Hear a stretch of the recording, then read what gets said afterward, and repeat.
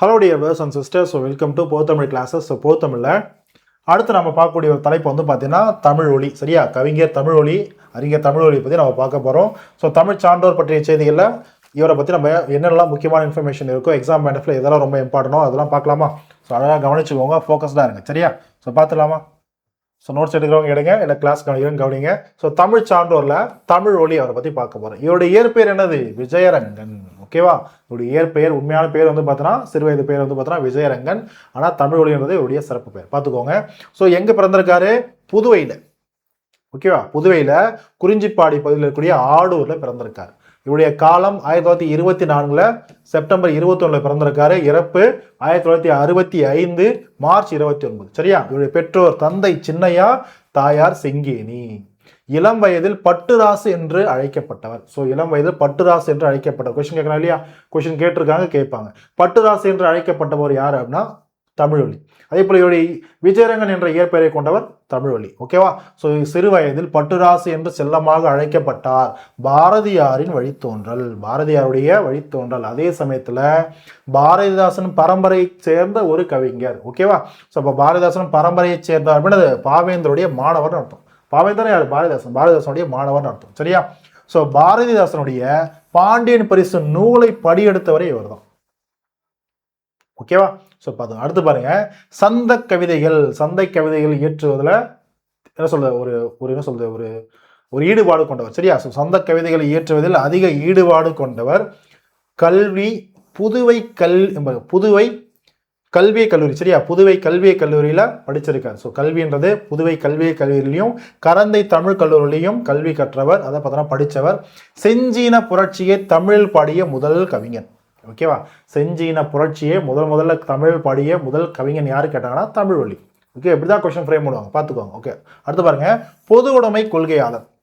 ஓகேவா? நிறைய பொது உடைமை கொள்கையாளர், உழைப்பாளருடைய உயர்வை போற்றுபவர். ஓகேவா? அடுத்து நம்ம பார்ப்போம். இதை சார்ந்த நிறைய கவிதைகளை எழுதியிருப்பாரு, பார்க்கலாம். ஓகேவா? அடுத்து பாருங்க, திராவிடர் கழகத்தில் இருந்திருக்காரு. இந்திய பொது உடைமை கட்சியிலும் இருந்திருக்காரு. சரியா? கம்யூனிஸ்ட். அடுத்து பாருங்க, நெய்வேலியில் மின் உற்பத்தி நிலையம் 1960 வந்து தொடங்கப்பட்டுச்சு இல்லையா? அது அமைத்த போதும் சோவியத் ஒன்றியம், அதாவது பார்த்தீங்கன்னா சோவியத் ரஷ்யா USSR என்ன பண்ணியிருப்பாங்க? ஸ்புட்னிக்னு சொல்லிட்டு ஒரு செயற்கைக்கோளை 1957 வந்து பார்த்தோன்னா ஏவி இருப்பாங்க. அந்த டைம்லையும் அடுத்து பார்த்தீங்கன்னா டென்சிங் நோர்கே எவரெஸ்ட்டை அடைஞ்சிருப்பார். எவரெஸ்ட் அடைஞ்சு இந்திய தேசிய கொடியை ஏற்றிருப்பார் 1953. ஓகேவா? இந்த 3 நிகழ்வுகள் அப்பயும் இவங்க 3 பேரையும் பாராட்டி கவிதை எழுதின ஒரு கவிஞர். ஓகேவா?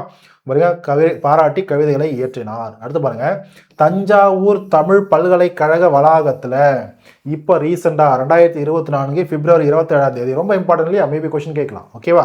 கழகத்துல தமிழ் அரசு தமிழ் ஒலி அவருடைய சிலையை நிறுவி இருக்கு. ஓகேவா? ஸோ இது ஒரு சிறப்பு இல்லையா? ஒரு கௌரவம் இல்லையா? ஓகே, அடுத்து பாருங்க, இவருடைய படைப்புகள், இவர் இயற்றிய நூல்கள், படைப்புகள். ஓகேவா? பார்த்துடலாமா? எல்லாமே ரொம்ப இம்பார்ட்டன் தான், நான் சொல்லக்கூடியதெல்லாம் ரொம்ப இம்பார்ட்டன். பாருங்க, நிலை பெற்ற சிலை, ஏன்னா இவருடைய முதல் நூல் காவியம், இதுதான் காப்பிய நூல். ஓகேவா? காவியம். அடுத்து பாருங்க, வீராயும் ஒரு முக்கியமான நூல், கவிஞரின் காதலும் ஒரு முக்கியமான நூல், மேதின ரோசா இதுவும் முக்கியம். ஓகேவா? எல்லாமே முக்கியம் தான், நான் சொல்றது ரொம்ப ரொம்ப இம்பார்ட்டன், படிச்சுக்கோங்க. அடுத்து பாருங்க, சிலப்பதிகாரம் காவியமா நாடகமா, தமிழர் சமுதாயம், திருக்குறளும் கடவுளும், தமிழும் சமஸ்கிருதமும், மேதினமே வருக, ரொம்ப இம்பார்ட்டன்ட். சரியா? 1949 வெளியிட்ட ஒரு கவிதை நூல். அடுத்து பாருங்க, சிற்பியின் கனவு, மாதேவி காவியம், வனமலர்கள். இங்க பாருங்க, குழந்தைகளுக்கான ஒரு கதை, வனமலர்கள். அடுத்து பாருங்க, வெளியீட்டு இதழ்கள், என்னென்ன இதழ்கள்லாம் வெளியிட்டிருக்காங்க பாருங்க, தாமரை, ஜனசக்தி, அமுத சுரப்பி, சரஸ்வதி, இந்த மாதிரி இதெல்லாம் பண்ணியிருக்காரு. அடுத்து பாருங்க, வீதியோ வினையோ, இது ஒரு காவியம். சரியா? கண்ணப்பன் கிளிகள், இது ரொம்ப இம்பார்ட்டன்ட். அடுத்து பாருங்க, கோசலை குமாரி, இதுவும் இம்பார்ட்டன்ட். சரியா? ஓகேவா? ஸோ அடுத்து பார்த்தீங்கன்னா, இவருடைய ஆக்சுவலாக இந்த வெளியீட்டு இதழ்கள்ன்றது இவருடைய கவிதைகளை, இவருடைய படைப்புகள் வந்து பார்த்தீங்கன்னா வெளியிட்ட முக்கியமான இதழ்கள்னு சொல்லிட்டு தாமரை, ஜனசக்தி, அமுத சுரபி, சரஸ்வதி அப்படின்றத கொடுத்துருப்பாங்க. சரியா? ஆக்சுவலாக வந்து பார்த்தீங்கன்னா இது கண்டென்ட் ரெடி பண்ணும்போது இது உள்ளே வந்துருச்சு. ஆக்சுவலாக இது தனி ஒரு தலைப்பு. ஓகேவா? மற்றபடி இதெல்லாம் வந்து பார்த்தீங்கன்னா என்னது, இதெல்லாம் நூல்கள் தான், பார்த்துக்கோங்க. அடுத்து இதுவும் நூல்கள் தான். பாருங்க, பாடு பாப்பா குழந்தை பாடல், மாமாவின் சாகசம், அடுத்து குருவி பற்றி ரொம்ப இம்பார்ட்டன், ஏன்னா இது ஒரு சிறுகதை, சரியா, ரொம்ப இம்பார்ட்டன்டான ஒரு சிறுகதை. அடுத்து பாருங்க உயிர் ஓவியங்கள், இதுவும் சிறுகதை தான். புத்தர் பிறந்தார், இதுவும் இம்பார்ட்டன். அடுத்து பாருங்க தமிழ் ஒலியின் கவிதைகள், மக்கள் கவிதைகள், கவிஞர் விழா, இதுவும் இம்பார்ட்டன். ஓகேவா, இதெல்லாம் முக்கியமான இவருடைய நூல்கள், படைப்புகள்.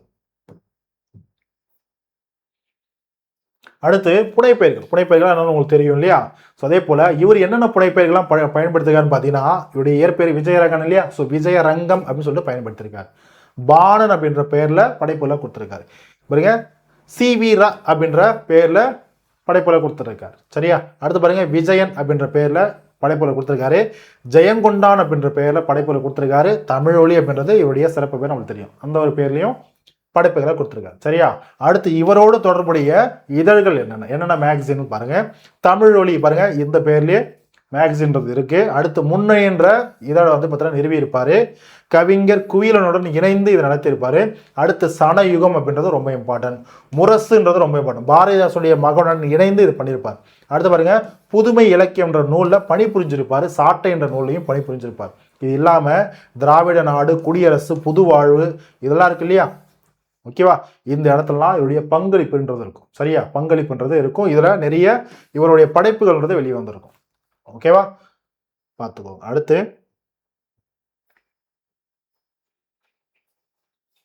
பாரதியாரை பற்றி தமிழ் ஒலி என்ன சொல்லியிருக்காரு பாருங்களேன். சீறி அடித்து சுழன்ற அலைகளில் சிக்கிய ஒரு படகாய் தடுமாறி இளைத்து மடிந்த மகாகவி தன் சரிதம் உரைப்பேன் அப்படின்றத சொல்லியிருப்பார். மகாகவின்றது மகாகவி பாரதியார சொல்றாரு, ஓகேவா. அடுத்து பாருங்க பாடப்புத்தகத்துல 9ஆம் புதிய புத்தகம் பட்டமரம் அப்படின்னு சொல்லிட்டு ஒரு தலைப்பில் கொடுத்துருப்பாங்க இல்லையா? எனது மொட்டை கிளியோடு நின்று தினம் பெருமூச்சு விடும் மரமே வெட்டப்படும் ஒரு நாள் வரும் என்று விசனம் அடைந்தனையோ அப்படின்னு சொல்லக்கூடிய அந்த ஒரு பாடல். ஜஸ்ட் சும்மா படிச்சு பாருங்க. இதெல்லாம் வந்து பார்த்தோன்னா மேபி கொஷின் கேட்கலாம், கேட்காம இருக்கலாம். சும்மா படிச்சு பாருங்க, இப்போ படிக்கும் போதே உங்களுக்கே புரியும், சரியா. இதை பத்தி பெருசா விளக்க சொல்றதுக்கு ஒன்றும் இல்லை, பார்த்துக்கோங்க. ஓகே, அதாவது பார்த்தீங்கன்னா ஒரு மரம் வந்து பார்த்தோன்னா உயிரோடு இருக்கும்போது அது எவ்வளோ நன்மைகள், எவ்வளோ சிறப்புகளை கொடுக்குது அப்படின்றது பார்க்குறோம், ஓகேவா. ஸோ இறுதியில் வந்து பார்த்தீங்கன்னா அந்த ஒரு துயர செய்தியை, சரியா, இவர் அந்த துயர செய்தியை கேட்கும்போது அந்த மரம் வந்து பார்த்தோன்னா வாடிடுச்சு, இது பட்டு போச்சுன்னு சொல்லிட்டு கேட்கும்போது எவ்வளோ நம்மளுக்கு, இப்போ நம்ம ஆக்சுவலாக நம்ம வளர்த்த மரமே இல்லை, நம்ம வீட்டு பக்கத்துலையோ இல்லை நம்ம பக்கத்துலையோ நம்ம அதிகமாக வந்து பயன்படுத்தப்பட்ட ஒரு மரம் இருந்ததுன்னா அது பட்டு போகும்போது நம்மளுக்கு எவ்வளோ ஃபீல் ஆகும், சரியா. அந்த ஒரு விஷயத்த கவிதை வரிகளை அழகாக சொல்லியிருப்பார், சரியா. அதில் நடந்திருக்க அந்த ஒரு மரத்தை வச்சு நடந்த எல்லா நல்ல விஷயங்களையும் சொல்லியிருப்பாரு. அது ஒரு கனவு மாதிரி அது நடந்திருந்தாலும் அது எவ்வளோ நல்லா இருந்திருக்கும். ஆனால் கடைசியில் வந்து பார்த்தீங்கன்னா அங்கே பாருங்களேன், ஏடு தரும் கதை யாவும் முடிந்தன. அந்த மரம் பட்டு போச்சுன்னா அதோடு முடிஞ்சு போச்சு, என்னுடைய நினைவுகள்லாம் அதோடு முடிஞ்சு போச்சு, இன்று வெறும் கனவே அப்படின்னு முடிச்சிருப்பார். அப்படின்னா அது இதுக்கப்புறம் அந்த மரத்தினுடைய பயனையோ அந்த மரத்தில் வச்சு நாங்கள் பயன்பெறக்கூடியது ஒன்றுமே கிடையாது. இதுக்கப்புறம் நாங்கள் அந்த மரத்தை வச்சு எந்த கனவு பண்ணாலும் அது வெறும் கனவு தான். ஸோ ஏன்னா அந்த மரம் பட்டு போச்சு அப்படின்ற விஷயத்த அழகாக சொல்லியிருப்பார், சரியா. ஸோ தமிழொலியுடைய ஒரு கவிதை. இதில் பயன்படுத்தக்கூடிய சொல்லும் பொருள் பார்த்தீங்கன்னா குந்தன்றத சொல்லி இருந்திருக்கும். குந்தனா உட்கார, கந்தம்னா மலர், மிசைனா மேலன்னு உங்களுக்கு தெரியும், விசனம்னா கவலைன்றதை குறிக்கும், சரியா. அடுத்து பாருங்க சில முக்கிய கவிதை வரிகள் தமிழ் ஒலி அவர்களுடையது. பாருங்க, தன்குமரி எல்லை தன்னை சார்ந்த தமிழகத்தில், அதாவது தன்குமரி எல்லை தன்னை சார்ந்த தமிழகத்துல எல்லாம் தமிழருக்கே என்ற போர் முரசும், எல்லாம் தமிழருக்கு தான் என்ற போர் முரசும் எல்லாரும் கேட்டே எழுகின்ற நேரம் இது. தமிழ் மக்களாக எல்லாரும் கேட்டு எழக்கூடிய ஒரு நேரம் இது அப்படின்னா எல்லாமே தமிழருக்கே, தமிழ் நிலமா தமிழருக்கே அப்படின்ற ஒரு முழக்க செய்தி மாதிரி, ஓகேவா. ஸோ தமிழ் ஒலியோடைய ஒரு கூற்று. ஓகே, அடுத்து பாருங்க. ஓகே, அடுத்து பார்த்தீங்கன்னா அடுத்த ஒரு கவிதை பாருங்க. அதை பார்த்தீங்கன்னா கல்வின்றது இல்லை, ஒருத்தன் திறம்பட செயல்படலை அப்படின்னா, சிறு வயதை சரியாக பயன்படுத்தலை அப்படின்னா ஒரு எவ்வளோ வாழ்க்கையில் கஷ்டப்படுவான்னு சொல்லக்கூடிய ஒரு கவிதை பாருங்க. பாடம் படியா ஒரு பையன், பள்ளி செல்லா ஒரு பையன், மூடன் ஆனான் முன்னாலே மூட்டை சுமந்தான் பின்னாலே. படிக்கல, அதனால முட்டாள் ஆயிட்டான், ஃபர்ஸ்ட் முட்டாள் ஆயிட்டான், அதுக்கப்புறம் மூட்டை சுமக்கிறான், ஓகேவா. அதே போலதான் சொல்லை கேளா ஒரு பையன், துள்ளி திருந்த ஒரு பையன், கள்ளன் ஆனான் முன்னாலே கட்டை சுமந்தான் பின்னாலே. கள்ளன் ஆயிட்டான், சொல்ற பேச்சு கேட்கல, அதனால தவறு திசை மாறி கள்ளன் ஆகிட்டான். வந்ததுக்கப்புறம் நல்ல கலெக்டர் வேலையை கிடைக்காது இல்லையா, அதுக்கப்புறம் என்ன பண்ணுவோம், கட்டையை தான் சுமக்கணும், அதை சொல்லியிருப்பார். அடுத்து பாருங்க, சோம்பி திரிந்த ஒரு பையன், சுற்றி திரிந்த ஒரு பையன், தேம்பி திரிந்தான் முன்னாலே தெருவில் நின்றான் பின்னாலே, ஓகேவா. ஸோ தான் அடுத்து பாருங்க. ஸோ இதான் முக்கியமான ஒரு சொல்லுவோம், நல்ல ஒரு கவிதை தான் இது. ஸோ பார்த்துக்கோங்க. அடுத்து பாருங்க, இது தனி கவிதை.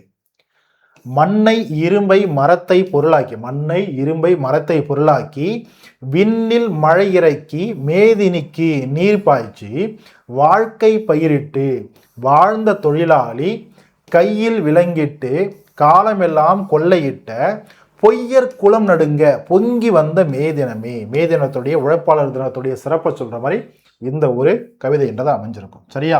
ஏன்னா இவர் ஒரு பொது உடைமை கவிஞர், கம்யூனிஸ்ட் அப்படின்றத பார்த்தோம். அதே சமயத்தில் உழைப்பாளருடைய உயர்வை போற்றுப்போம் இல்லையா? ஏன்னா பொது உடைமைனாவே கிட்டத்தட்ட தானே. ஸோ அதான் பார்த்துக்கோங்க. அவ்வளோதான்ப்பா. ஸோ இதுதான் வந்து பார்த்தோன்னா கவிஞர் தமிழ்வழி சார்ந்து நம்ம பாடப்பகுதியில் நம்ம ஸ்கூல் புக்ஸில் இருக்கக்கூடிய ஒரு பகுதி. இதை சார்ந்து வெளியிலிருந்து கொஷின் கேட்பாங்கன்னா கொஷின் கேட்குறாங்க இல்லையா நம்மளுக்கு தெரியாது. ஸோ இதை மட்டும் நல்லா படித்து வச்சுக்கோங்க. நிறைய ரிவிஷன்றதை கொடுங்க. இதில் வந்து கண்டிப்பாக கொஷின் கேட்டாங்க நம்மளால் ஆன்சர் பண்ண முடியலையா? ஆன்சர் பண்ண முடியும். ஏன்னா ஒரு சின்ன ஒரு டாபிக் தான். சரியா? அடுத்து நம்ம பார்க்கக்கூடிய தலைப்பு வந்து பார்த்தீங்கன்னா உருத்திரங்கண்ணனார். ஓகே, உருத்திரங்கனார் சங்ககால புலவர் உருத்திரங்கனாரை பற்றி நம்ம இன்ஃபர்மேஷன் என்னன்றதை பார்க்கலாம். ஓகே, ஏன்னா பட்டினப்பாலை நூல் பற்றியும் அடுத்து வந்து பார்த்தீங்கன்னா சொல்லுது இவருடைய அடிப்படை செய்திகளை பார்ப்போம். அதே போல் இவர் இயற்றிய நூல்கள் இருக்கக்கூடிய ஒரு சில பாடல்கள், அதில் இருக்கக்கூடிய சொல்லும் பொருளும் பாடல்கள் பொருள்லாம் பார்க்கலாம். ஓகேவா? ஸோ ஓகே, ஸோ உருத்திரங்கண்ணனாரை பற்றி அடுத்த ஒரு வகுப்பில் அடுத்த ஒரு கிளாஸில் நம்ம டீட்டெயிலாக பார்க்கலாம். ஸோ தேங்க்யூம்மா, தேங்க்யூ.